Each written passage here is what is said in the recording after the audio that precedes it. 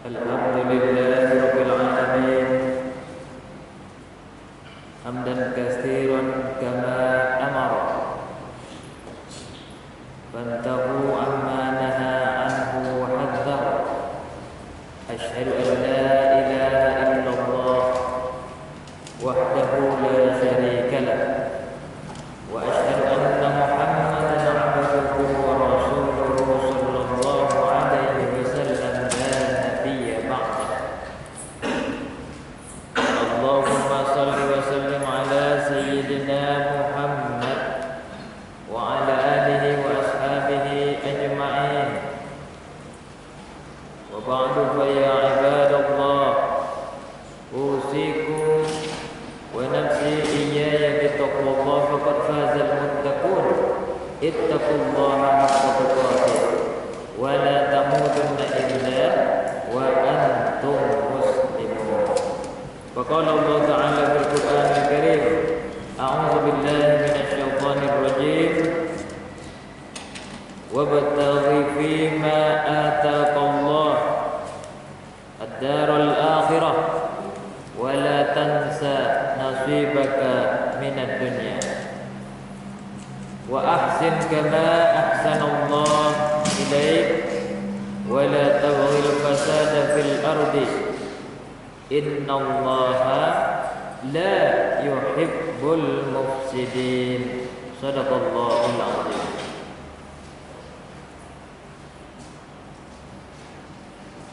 Kaum muslimin hadirin sidang jemaah Jumat yang dimuliakan Allah, pada Jumat ini dan seterusnya saja marilah sama-sama kita meningkatkan takwa kita, meningkat dalam kondisi apapun, kondisi hujan, kondisi panas, kondisi bahagia, kondisi sedih, kita tetap kerjakan perintahnya Allah dan tetap meninggalkan larangan-larangannya Allah. Bersyukur kita alhamdulillah sampai detik ini, Jumat ini Allah masih beri nikmat. Setiap kita pasti masih mendapat nikmat anugerah dari Allah yang Maha Kuasa. Allah masih berikan penglihatan, Allah masih berikan pendengaran, Allah berikan rasa di lidah kita masih enak, nikmat, makanan, minuman, tidak mati rasa kita.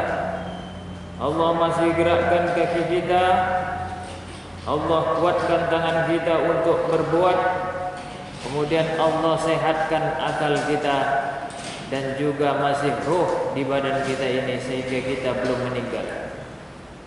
Salawat beriringkan salam tak lupa kita hadiahkan kepada junjungan alam Nabi kita, Nabi besar Muhammad sallallahu alaihi wasallam. Allahumma salli ala sayyidina Muhammad wa ala ali sayyidina Muhammad.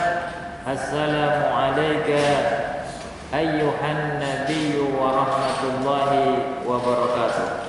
Mudah-mudahanlah kita semua yang ada di Masjid Al-Hidayah ini, juga keluarga kita dan orang-orang yang beriman di atas muka bumi ini mendapatkan syafaatnya Rasulullah sallallahu alaihi wasallam. Itu gunanya baik di dunia maupun di akhirat. Amin amin ya rabbal alamin. Kaum muslimin hadirin sidang jemaah Jumat yang dimuliakan Allah, dalam surat Al-Qasas, surat Al-Qasas ayat ke-77 Allah berfirman, a'udzubillahi minasyaitonir rajim, wabtaghi fima ata'allah ad-daral akhirah wa la tansa nasibaka minad dunya. Dan carilah apa yang telah Allah anugerahkan kepadamu, yaitu kampung akhirat. Kenapa kita harus mencari kampung akhirat? Karena pada hakikatnya kita ini semuanya berasal dari akhirat. Saya berasal dari akhirat. Semua kita berasal dari akhirat. Oleh karenanya kembali kita tidak lain tidak bukan endingnya, ujung-ujungnya adalah di kampung kita semua, yaitu kampung akhirat. Makanya kita harus mencari ketika kita masih hidup di dunia ini. Tapi wala tansa nasibaka minad dunya. Jangan kamu lupa bahwa kamu punya nasib di dunia ini.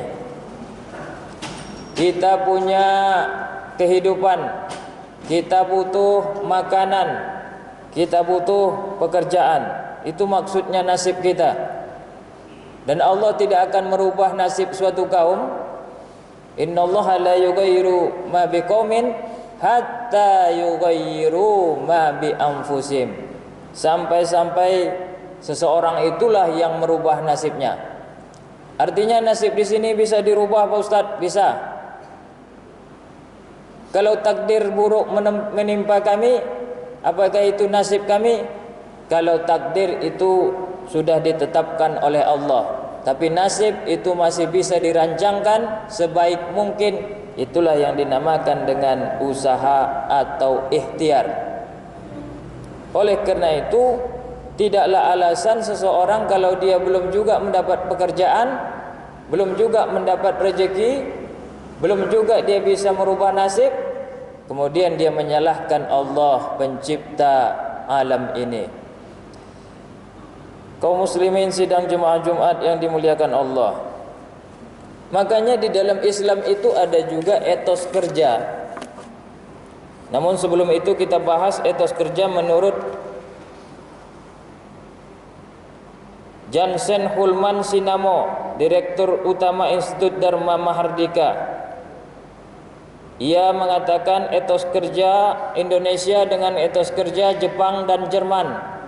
Katanya kalau etos kerja Jepang itu etos kerja samurai, yaitu bersikap benar, bertanggung jawab, berani kesatria, murah hati dan mencintai, bersikap santun dan hormat, bersikap tulus dan sungguh-sungguh, menjaga martabat dan kehormatan, dan mengabdi kepada bangsa. Makanya kita banyak melihat kalau misalnya orang-orang di Jepang, ia sanggup melakukan apapun demi negaranya. Sedangkan Jerman dikenal memiliki etos bertindak rasional, berdisiplin tinggi, kerja keras, orientasi, sukses sesuai dengan materi, tidak menggumbar kesenangan, hemat dan bersahaja, dan juga punya tabungan serta investasi. Bagaimana dengan bangsa kita Indonesia ini? Mukhtar Lubis meneliti dalam bukunya Manusia Indonesia Etos Kerjanya. Pertama, hipokrit, kadang tidak sesuai dengan apa yang dikatakan, dengan apa yang dibuat. Atau kalau bola bahasa kitanya munafik, suka pura-pura, lain di hati, lain di mulut. Yang kedua, enggan tanggung jawab. Kalau sudah lepas satu, semuanya ikut-ikut melepas. Ini kredit cuman dari negara, gak usah dibayar. Satu orang gak bayar, yang lain gak usah ikut bayar. Lepas tanggung jawab jadinya. Ketiga, berjiwa feodal, upacara banyak sekali, suka dihormati daripada menghormati, mementingkan status daripada prestasi. Keempat, percaya kepada takhayul, gemar kepada hal keramat, gaib dan mistis. Kelima, berwatak lemah, kurang kuat mempertahankan keyakinan, gampang diintimidasi. Keenam, yang paling baik, yang keenam ini ialah artistik. Biasanya orang Indonesia ini dekat dengan alam, percaya ataupun memperhatikan alam. Ini salah satu yang paling baik. Lalu bagaimana Islam memandang etos kerja ini? Etos kerja ini kan berasal dari dua kata. Pertama etos. Etos berasal dari kata ethos, yang artinya pribadi kita, inner kita, sikap kita, gaya kita, mental kita. Kerja tentulah artinya melakukan kegiatan atau melakukan sesuatu. Dengan demikian etos kerja ialah semangat kerja yang menjadi khas dan keyakinan seseorang atau sebuah kelompok. Dalam Al-Quran, ayat tentang kerja berjumlah 602 ayat, 602 kata. Bentuknya adalah penggunaan kata amal dengan berbagai derivasi. Ada juga yang dengan kata sona'a, siru fil ardi, ibtigha fi fadilah, atau istibaqul khairat. Sesuai dengan firman Allah, a'udzubillahi minasyaitonirrajim, allazi khalaqal mauta wal hayata liyabluwakum ayyukum ahsanu amala wa huwal azizul hakim.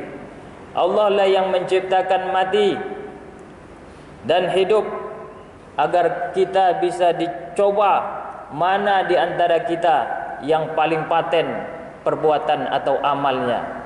Ia perbuatan dunia, ia pun perbuatan akhirat. Wa huwal azizul ghafur, dan Allah lah yang maha perkasa lagi maha mengampuni. Oleh karena itu,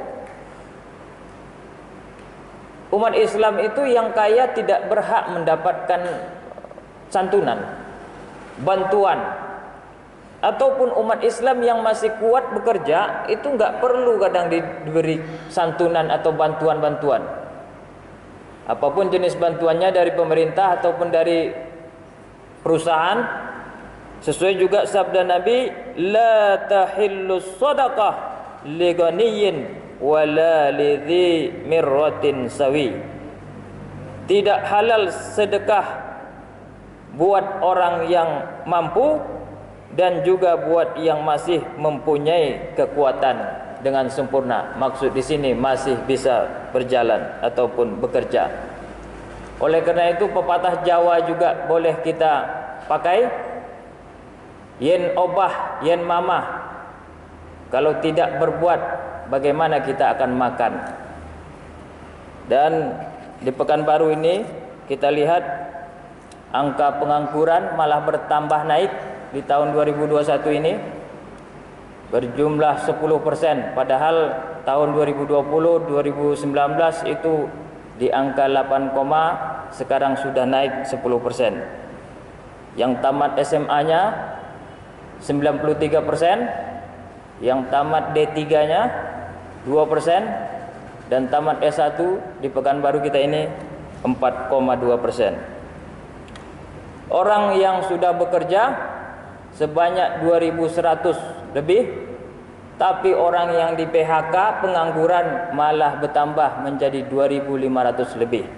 Akhirnya 50% lebih banyak yang pengangguran di Pekanbaru. Ini yang saya khawatiri, banyak terjadinya kemalingan-kemalingan. Makanya perlu ditingkatkan lagi upaya kita bersama, masyarakat, pemerintah, ulama, intelektual, bagaimana caranya bukan hanya menciptakan lapangan kerja. Kadang-kadang datang orang dari Jawa, dari luar ke Pekanbaru, kalah kita bersaing. Berarti dari skill-skill orang-orang yang kita ada di dalam ini perlu juga dilatih. Bukan hanya melatih luarannya saja, tapi juga melatih tadi namanya etos atau sikap mental orang yang akan bekerjanya itu. Mudah-mudahanlah, karena melihat nabi-nabi kita tidak pernah ada yang nganggur.